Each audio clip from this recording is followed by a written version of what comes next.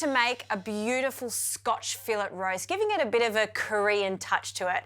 And usually with a roast, you'd put it in a roasting pan, but I want to show you how to get the most out of your good quality pans. So this one is oven safe. It goes up to 175 degrees in the oven. So it's perfect for not only sealing my meat, but also roasting.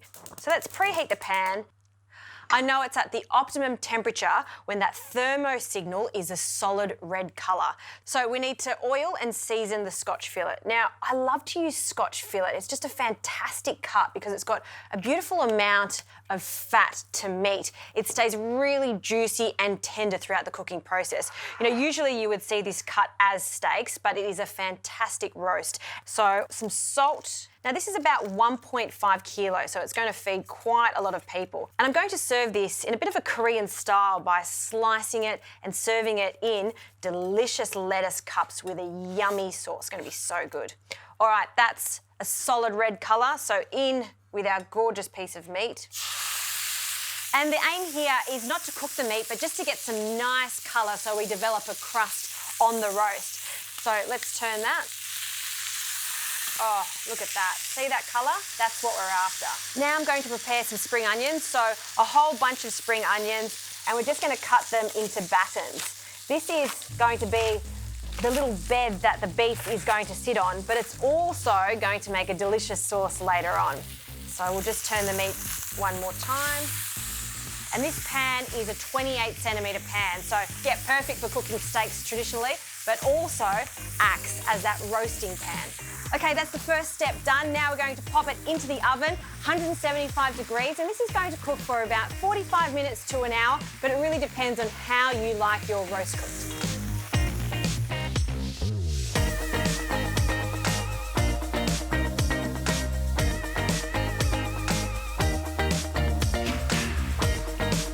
How good does this roast Scotch fillet look? I'm so happy with it, and I can see that it's perfectly cooked. But just like every roast, you need it to rest. So this has been resting for about 20 minutes.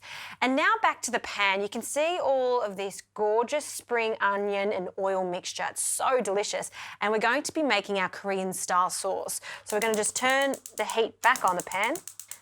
And I'm going to add a combination of minced ginger and garlic. So that's freshly minced, and we want to mix that through and just get some heat through it. And then into this, I'm going to be adding some gochujang. It does give this a depth of flavour that I love, so in that goes. And again, just mix that in just so it starts to fry and all these flavours start to mingle. And some vinegar, I'm just using some rice wine vinegar, just a small splash. And to give it some saltiness, some dark soy, and a splash of sesame oil, which is used quite a lot in Korean cooking. The last thing I'm going to add are some sesame seeds, and I have toasted them. So we'll sprinkle them in, and that sauce is done. You can see it's thick, it's rich, and that's how it's supposed to be. So into a bowl, just grab a spoon, and we'll add that sauce.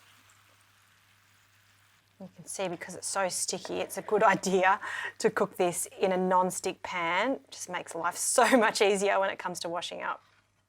Great. Love the look of that.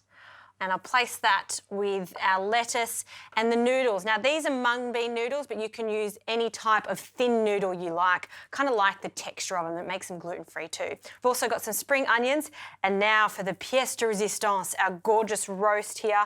I really want this to be quite thin. So just with a really sharp knife, thin slices, because it is a Bossam style dish. And look how perfectly cooked this meat is. See how it's pink all the way through? That's because we did remove it from the fridge an hour before cooking it, and we've allowed it to rest. Okay, that's plenty for the portion I'm serving up. We'll put these thin slices onto our plate, spread that out. Our spring onions over the top, just in the centre.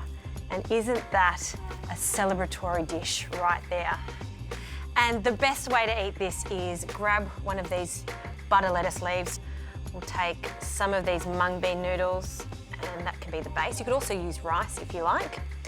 I'll grab some chopsticks, and we'll add some of this thin roast beef this delicious, thick sauce. And then you've got to use your hands for this. Wrap it up and then tuck in. That is so good. You won't be able to stop at one lettuce leaf. I guarantee you'll need at least 3, maybe 4.